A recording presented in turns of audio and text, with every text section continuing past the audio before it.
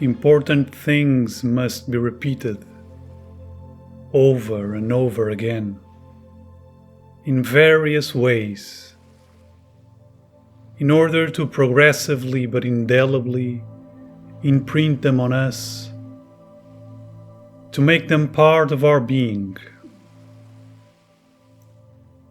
And so let us repeat that it is the questions we ask ourselves, the questions we carry within, whether they are conscious or well hidden in the depth of knowledge. It's these questions that determine our movements through life. These questions take the form of ideas and values, which are then transformed into desires and passions, fuel for motivations, the engines of all actions. We shape our personal, family, professional, social, and even cultural lives. All the different eras and cultures of humanity are shaped in this way. We shape them according to what was initially an ideal and a value. It's fascinating, actually, the potential power that such a simple seed carries. It is miraculous how it grows and takes on such different, beautiful, infinite forms, which constitute the tributaries of the universal river that is existence. It is essential, therefore, to become fully aware of these powerful seeds that we have within us, of how we water and nurture them, because they will determine our entire life, both inside and in the world around us. It is essential to investigate what we are, how we function, what is this that we call life, and what is this that we call human life, what is this that we call individual being. Let's start from the beginning. What do we know? What can we say with certainty, ownership, about our own independent experience without any risk of deception? Is it even possible to possess such invulnerable knowledge? And from such a secure starting point, can we unravel the structural and operating principles of existence so that we can then navigate them towards well-being, joy, ecstasy, and self-realization? We suggest that from this very moment on, whenever an important question arises before your consciousness, you record it and take some time, ideally immediately, if not later, to contemplate the question directly, to think about it, to feel it, and to investigate its origin and function, its what and what for. Let us start by exploring the nature of our existence directly, here and now. Notice, with the innocence and wonder of a child living for the first time, that you can see. Bring your attention to your vision and notice how many colors and shapes, movements and relationships it allows you to experience.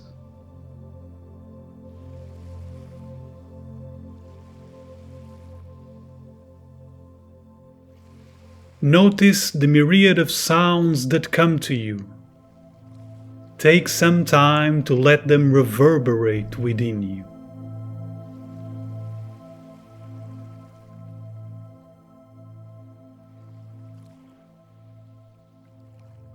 Become aware of the taste in your mouth.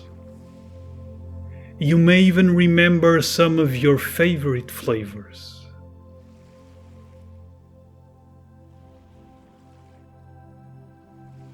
Now pay attention to smells. You can also remember the scent of a rose, of the sea, of wet earth, of your favorite food. And become aware of the clothes and the air on your skin, the touch of the chair. You can even touch and feel one hand in the other.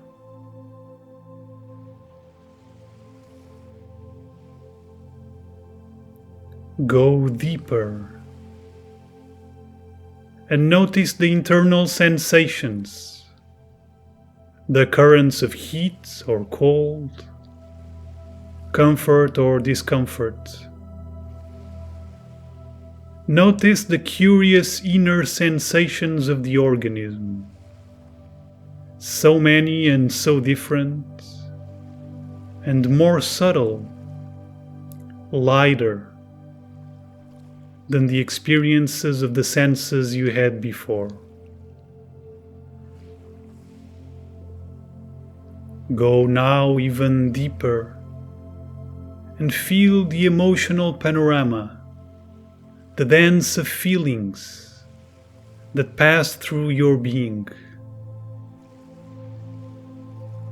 Stay with the sensations, emotions for a while, recognizing and exploring them.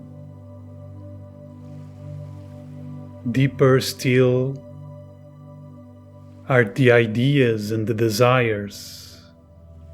Notice how you will have mental images followed by impulses, tempting you, urging you to do this or that. And note that you have the power to say yes or no, to give in or resist, to choose which impulses to turn into manifested actions. Even more subtly, so subtly that you cannot touch or even feel or think. Notice that you have a certain knowing, a simple and direct knowing that you are, that you exist, and that is immediately followed, even inseparable, by a knowing that you exist. You have existence and awareness of existence. It's like a transparent, invisible, untouchable space of silent, living presence, which becomes clearer and deeper the more attention, the more devotion you give it. It becomes your home, or rather, you notice more and more that it has always been, and you just forgot about it, so distracted you became with other things.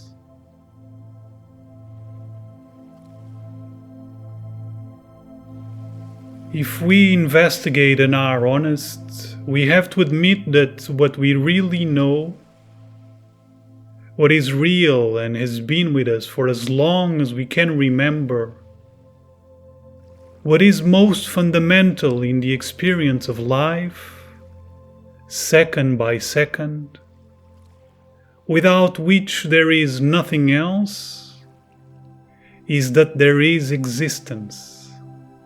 There is being. And as soon as we become aware of this, we naturally know a second thing. There is knowing that there is existence. We know that we are. We are aware of being. There is consciousness. Existence and consciousness are phenomena which, although they have always been here and without them nothing else could be, are very subtle, very transparent, so light that unfortunately we rarely remember or pay attention to them. We call them phenomena, but perhaps it's not even possible to do that and be correct, because they are rather the origin of all phenomena. They are the stage, the fabric, the sustenance of all other things in life.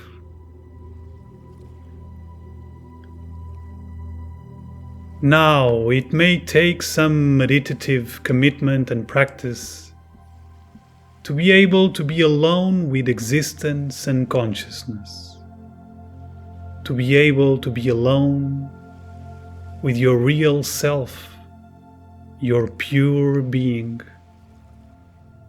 without the intrusion of thoughts, emotions, desires, or sensory sensations. But even without meditating deeply, just by contemplating the matter, we quickly discover that there is within us and around us a clear yet profound, luminous yet invisible sense of being and of knowing that we are.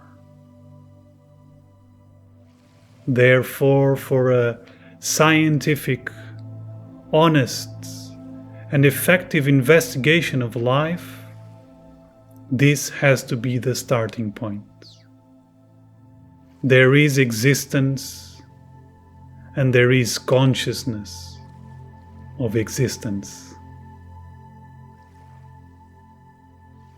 Is there anything else that can be considered as real, as fundamental, as immutable as existence and consciousness? Every human being carries the enormous weight of their prejudices and beliefs. These have been acquired throughout their life, at least since birth, and the evidence points to the fact that these lenses that filter the world are even acquired in the womb, as part of the natural process of adaptation and integration into the environment.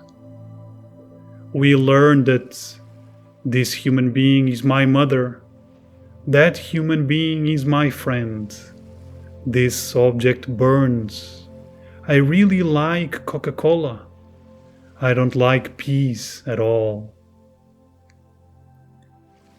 The senses absorb the equivalent of around 1 million bits, a unit of binary coding used in computer science, made up of zeros and ones.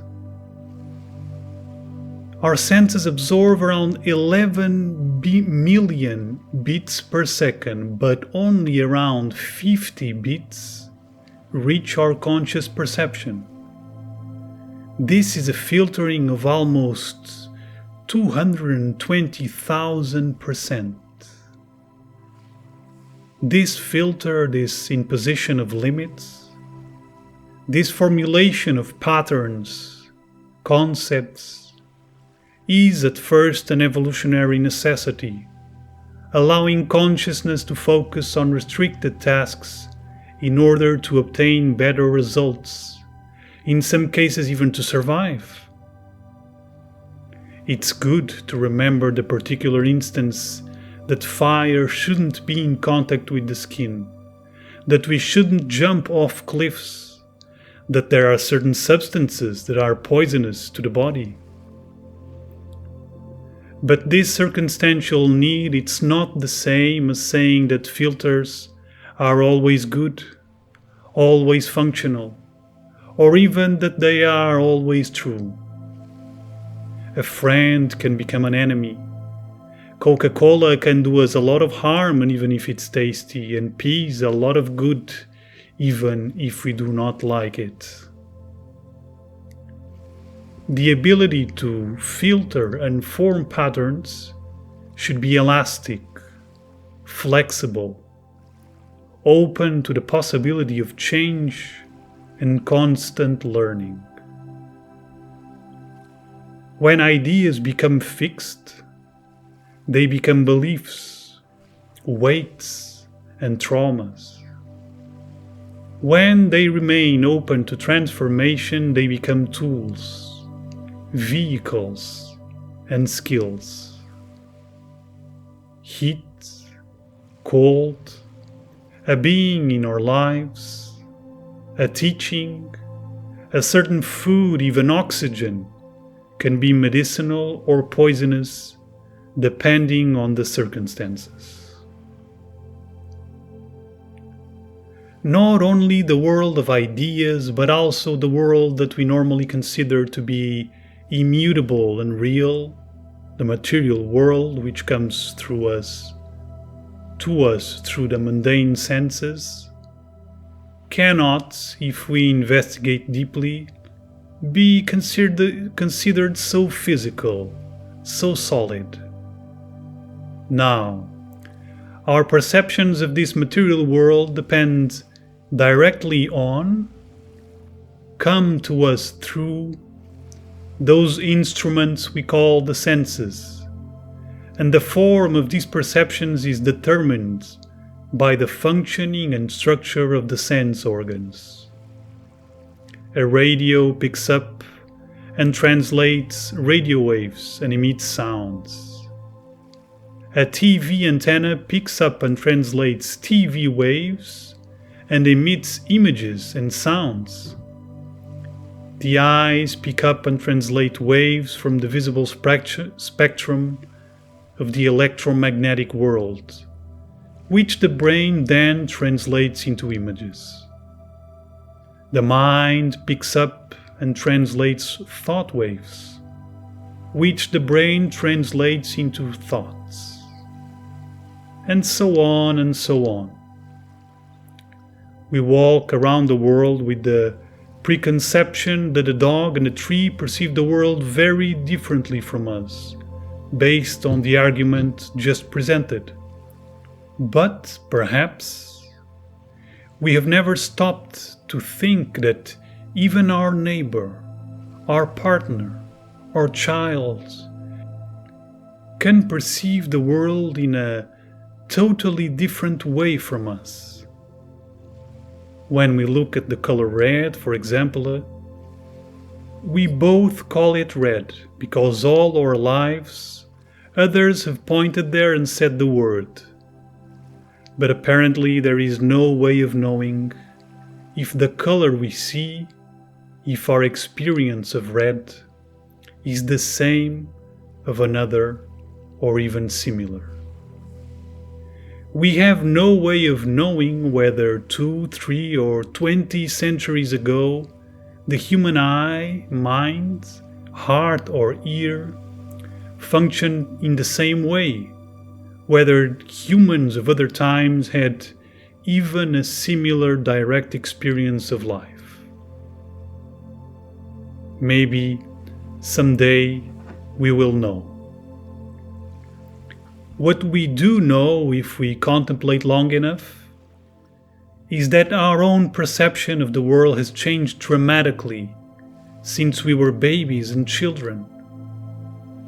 And once again, I reiterate, notice by reviewing your life that I'm not only referring to the world of ideas and emotions, but also to the material world itself.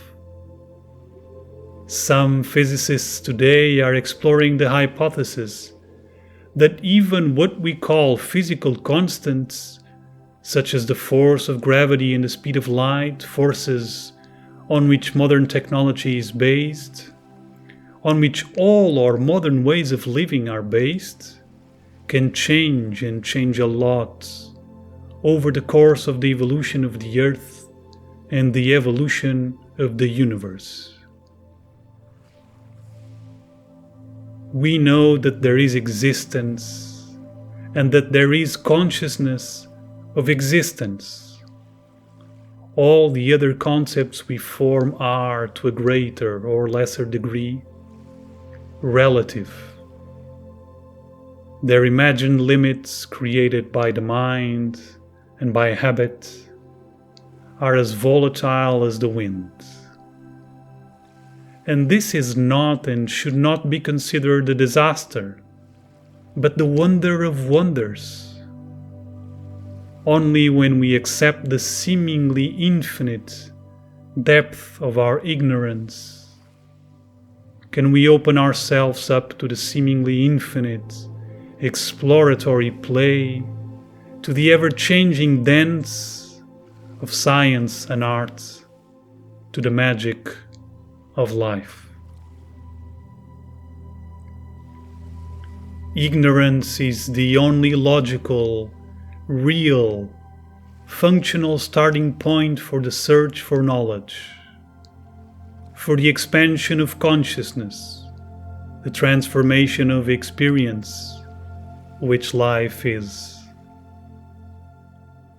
All the while remaining carefully aware of the truth of ignorance and the inevitability of change, even of the ideas we hold as our most deeply rooted beliefs and limits, we can and must still set out to tenaciously, courageously, and joyfully discover functional concepts for our lives, the principles of functioning and structure of the worlds in which we move.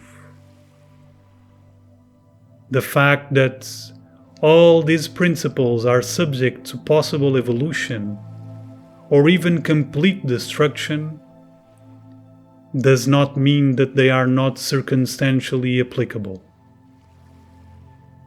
Through research and experience, we can and must seek out the streams in which the rivers of life flow, some broader and deeper, which we call physics and biology, for example, others narrower and more superficial, such as habits and customs, passing through the tacitly accepted rules of each era, which we call culture.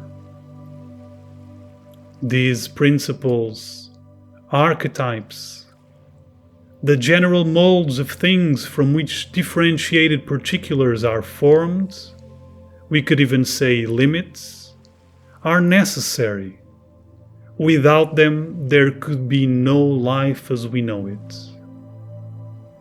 If our arms and hands didn't have these shapes, we wouldn't be able to extend and squeeze them to hold and move objects.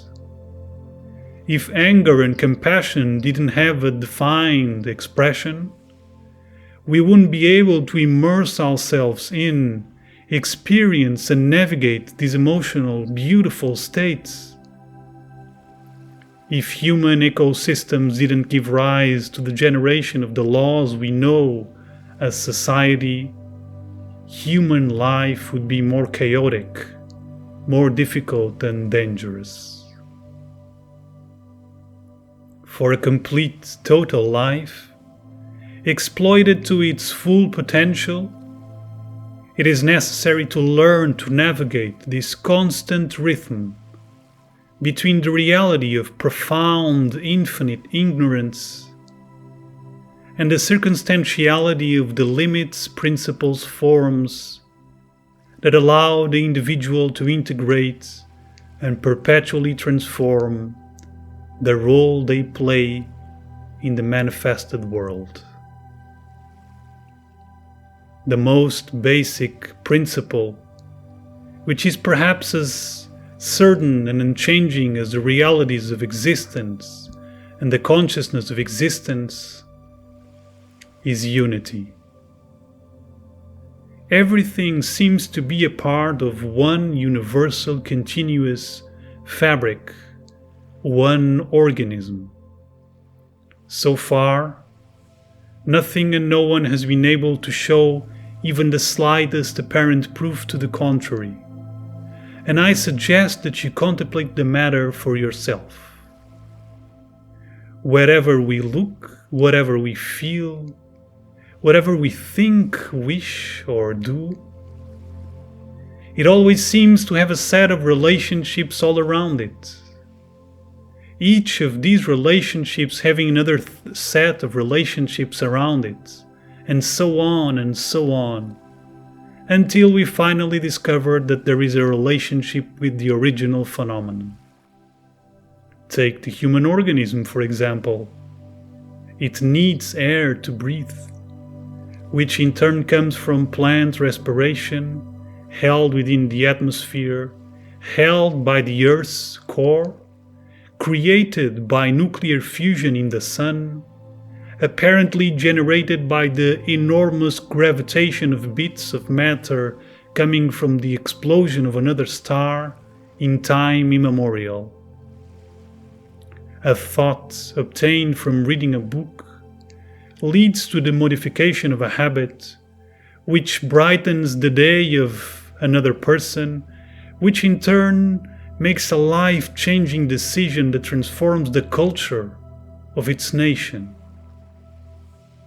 Even the smallest word that comes out of our mouths, the simplest gesture, has such a vast impact on our own organism, on the beings and environment around us, that we have only begun to touch on the implications. We seem to function as cells in a universal organism, all performing their essential and non-transferable function, all having an impact on all the others, even though most of it is light, transparent, invisible, made evident only by contemplation, meditation, and time. Take the example of the clothes you are wearing.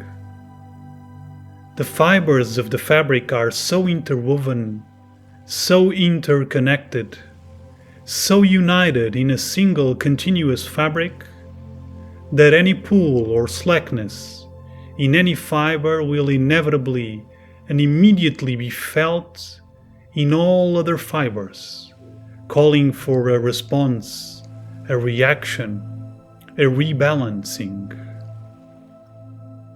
The principle of unity can be achieved rationally in yet another way, with the help of those truths that we began by realizing were fundamental and unavoidable.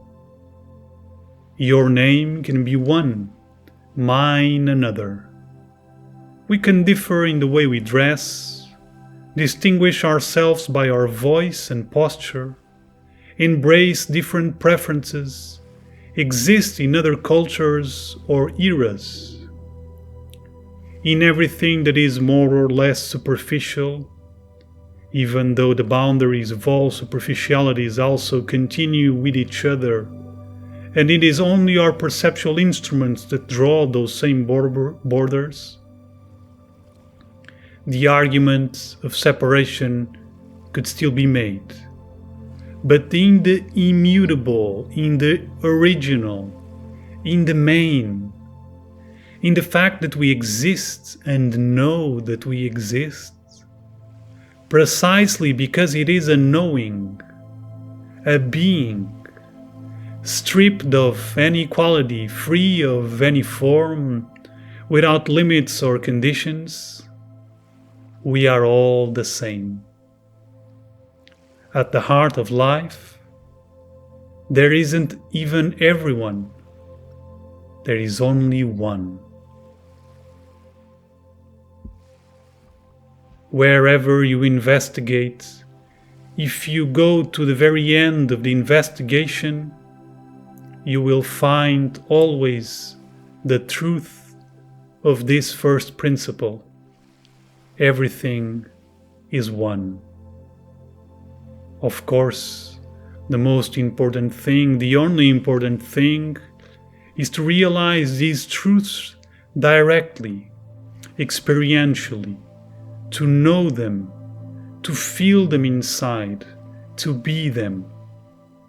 We've all done it more or less repeatedly, more or less intensely, but the moments are usually so fleeting and subtle that we ignore them like an important misty lint. But it doesn't matter how much we ignore them. The truth has been here for much longer than us. It will certainly outlive us. It is obvious that it is the cause of our creation and maintenance, and it is clear that we will not rest until we pay it due attention. This is the flow that runs through all human lives. The investigation and practice of methods to unveil, sustain, and continuously live the universal truths. So far, we have shown that there is existence, there is consciousness of existence, and all is one.